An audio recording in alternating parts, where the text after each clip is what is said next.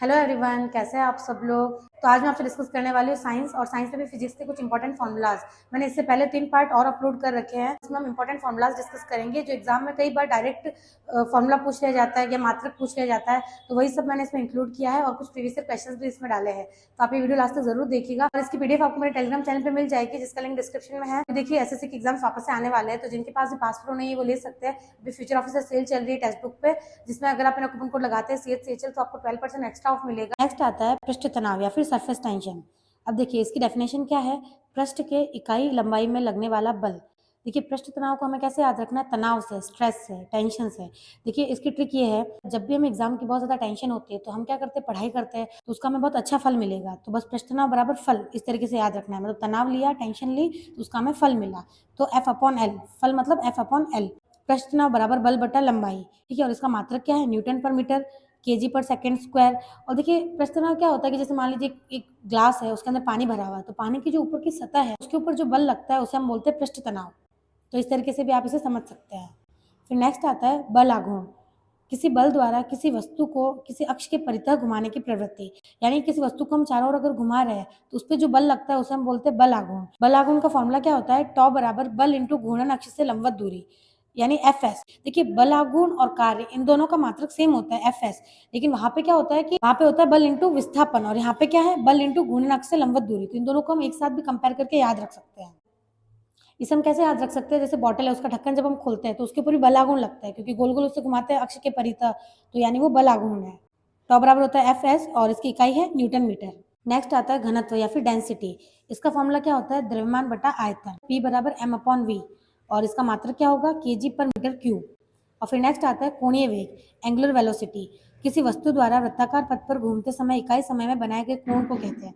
कोणीय वेग क्या होता है कि अगर कोई वस्तु है वृत्ताकार पथ पर घूम रही है और घूमते टाइम जो इकाई समय में उसने जो कोण बनाया है उसे हम बोलेंगे कोणीय वेग, और इसे हम ओमेगा से डिनोट करते हैं। और ओमेगा बराबर क्या होगा, रेखीय वेग बटा त्रिज्या, और इसका मात्रक क्या होता है, रेडियन पर सेकेंड। अब नेक्स्ट आता है कोणीय विस्थापन। कोणीय विस्थापन की डेफिनेशन क्या होती है, जब कोई वस्तु वृत्ताकार पथ पर चलती है तो उसके घूर्णन के कोण में होने वाले बदलाव को कोणीय विस्थापन कहते हैं। देखिए इससे पहले हमने पढ़ा था कोणीय वेग, उसके अंदर क्या था कि रेखीय वेग बटा त्रिज्या। मतलब इसका मतलब ये है कि जब कोई वस्तु है वो वृत्ताकार पथ पर चल रही है तो उससे जो कोण बनेगा तो उसे तो हम बोलेंगे कोणीय वेग, लेकिन उस कोण में जो बार बार जो बदलाव आ रहा है, जो परिवर्तन हो रहा है, उसे हम बोलेंगे कोणीय विस्थापन। और इसे हम रेडियन से भी डिनोट करते हैं, थीटा बराबर L/R, यानी रेडियन। और ये एक विमाहीन राशि। अब देखिए विमाहीन क्यों हुई, क्योंकि L/R, L बराबर होता है लंबाई, लंबाई का मात्रक होता है मीटर, बटा R, R यानी त्रिज्या, त्रिज्या का मात्रक भी मीटर, तो मीटर/मीटर ये दोनों कट हो गया, यानी विमा कैंसिल, यानी ये विमाहीन राशि है। फिर नेक्स्ट आता है विद्युत धारा। आवेश के प्रवाह की दर को हम विद्युत धारा बोलते हैं। इसे हम I से डिनोट करते हैं, I बराबर आवेश अपॉन समय, यानी I बराबर Q/P। तो इसका मात्रक क्या होगा, कूलाम पर सेकेंड या फिर एम्पियर। फिर नेक्स्ट आता है ओम का नियम, विभव विद्युत धारा इंटू प्रतिरोध। देखिए ओम का नियम क्या होता है, V बराबर IR। I मतलब विद्युत धारा, R मतलब प्रतिरोध, V मतलब विभव। देखिए अभी इससे पहले हमने जो पढ़ा था उसके अंदर क्या था, विद्युत धारा क्या थी, आवेश बटा समय, तो वो तो हमें ध्यान रखना ही है, लेकिन ये चीज भी ध्यान देनी है कि जो प्रतिरोध और विभव है इसके अंदर भी विद्युत धारा का संबंध होता है। I बराबर V/R, यानी विभव बटा प्रतिरोध। तो ये दोनों ही फॉर्मूलाज हमें दिमाग में रखना है। फिर नेक्स्ट आता है प्रतिरोध या फिर रेजिस्टेंस। आवेश के प्रवाह में गतिरोध, इसे हम बोलते हैं प्रतिरोध, और इसका मात्रक क्या होता है, ओम। और विभव क्या होगा, कार्य बटा आवेश, यानी जूल बटा कूलाम, V बराबर W/Q। नेक्स्ट आता है धारिता। धारिता बराबर क्या होती है, चार्ज बटा वोल्टेज। इसे C से डिनोट करते हैं, C बराबर Q/V, और इसका मात्रक क्या होगा, कूलाम बटा वोल्ट या फिर फेराडे। देखिए एग्जाम में कई बार हमें ऑप्शन में फेराडे ही मिलेगा, तो आपको ये दोनों ही ध्यान रखना है, कूलाम बटा वोल्ट या फिर फेराडे।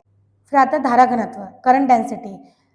इसका फॉर्मूला क्या होता है, विद्युत धारा बटा क्षेत्रफल, और विद्युत धारा का मात्रक होता है एम्पियर और क्षेत्रफल क्या होता है, मीटर स्क्वायर, तो एम्पियर/मीटर स्क्वायर।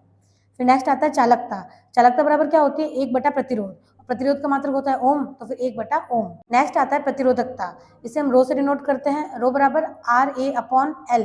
R यहाँ पे क्या है, प्रतिरोध, A है क्षेत्रफल और अपॉन में L है लंबाई, तो फिर इसका मात्रक क्या निकल जाएगा, ओम मीटर, क्योंकि प्रतिरोध का मात्रक हमें पता है ओम होता है और क्षेत्रफल होता है मीटर स्क्वायर, अपॉन में लंबाई का भी मात्रक मीटर, तो मीटर स्क्वायर से अपॉन वाला मीटर कट हो जाएगा तो बचेगा ओनली मीटर, यानी ओम मीटर। फिर नेक्स्ट आता है जड़त्व आघूर्ण। जड़त्व आघूर्ण बराबर क्या होता है, द्रव्यमान इंटू परिक्रमण त्रिज्या का स्क्वायर। नेक्स्ट आता है कोणीय संवेग। जड़त्व आघूर्ण इंटू कोणीय वेग, इसे हम बोलते हैं कोणीय संवेग। फिर नेक्स्ट आता है भार। भार का तो आपको पता है द्रव्यमान इंटू गुरुत्व त्वरण W बराबर mg, और इसे kg मीटर पर सेकंड स्क्वायर से भी डिनोट करते हैं। फिर नेक्स्ट आता है गुप्त ऊष्मा। गुप्त ऊष्मा का फॉर्मूला क्या होगा? ऊष्मीय ऊर्जा बटा द्रव्यमान। देखिए इसे फॉर्मूलाज एक बार में याद नहीं होंगे, जब हम बार बार इनको रिवाइज करेंगे तो अपने आप याद हो जाएंगे। और एग्जाम में क्या होता है कि कई बार इनका फॉर्मूला पूछ लेता है, कई बार मात्रक पूछ लेता है, तो हमें बस इनका 3-4 बार रिवीजन करना है, उससे ये याद हो जाएगा। दूसरा, इसके बारे में डिटेल में हम आगे पढ़ेंगे। अभी मैंने एक साथ सारे फॉर्मूलाज लिख दिए हैं और आगे जाके मैं इनका डिटेल में भी आपको बताऊंगी कि इन सबकी डेफिनेशन क्या होती है। तो गुप्त ऊष्मा बराबर क्या होगी? ऊष्मीय ऊर्जा बटा द्रव्यमान, और L बराबर Q/m यानी जूल पर kg। फिर नेक्स्ट आता है गुरुत्वाकर्षण नियतांक, ग्रेविटेशनल कांस्टेंट। अब इसका फॉर्मूला क्या होता है? बल इंटू दूरी स्क्वायर बटा द्रव्यमान स्क्वायर। तो G बराबर F into R square upon M square, और इसका मात्रक होगा न्यूटन मीटर स्क्वायर बटा kg स्क्वायर। और फिर नेक्स्ट आता है गुरुत्व विभव, ग्रेविटेशनल पोटेंशियल। इसका फॉर्मूला क्या होता है? कार्य बटा द्रव्यमान, यानी P बराबर W/m यानी जूल पर kg। फिर नेक्स्ट आता है यंग गुणांक। यंग गुणांक का फॉर्मूला क्या होता है? अनुदैर्ध्य प्रतिबल बटा अनुदैर्ध्य विकृति। और अनुदैर्ध्य प्रतिबल क्या होता है? F/a, और अनुदैर्ध्य विकृति क्या होती है? Del L upon L। जब हम इनको डिवाइड करेंगे तो हमारे पास फॉर्मूला क्या आएगा? Y बराबर FL अपॉन डेल LA यानी न्यूटन पर मीटर स्क्वायर। नेक्स्ट आता है वेग प्रवणता। इसका फॉर्मूला क्या होता है? वेग अपॉन दूरी, और मात्रक क्या होगा? 1/सेकंड या फिर सेकंड माइनस 1। और फिर आता है श्यानता गुणांक। श्यानता गुणांक का फॉर्मूला क्या होता है? बल बटा क्षेत्रफल इंटू वेग प्रवणता, और इसका मात्रक है न्यूटन मीटर स्क्वायर पर सेकंड। देखिए ये सब फॉर्मूलाज आपको एक बार पढ़ने से याद नहीं होंगे और आपको रट्टा भी नहीं मारना है। जब आप 2-3 बार रिवाइज करेंगे तो अपने आप एग्जाम में जब 4 ऑप्शन देखेंगे तो क्लिक कर जाएंगे। और मैंने प्रीवियस पेपर्स में ये फॉर्मूलाज कई बार देखे हैं, और इसके बारे में डिटेल में हम आगे इसकी डेफिनेशन वगैरह पढ़ लेंगे।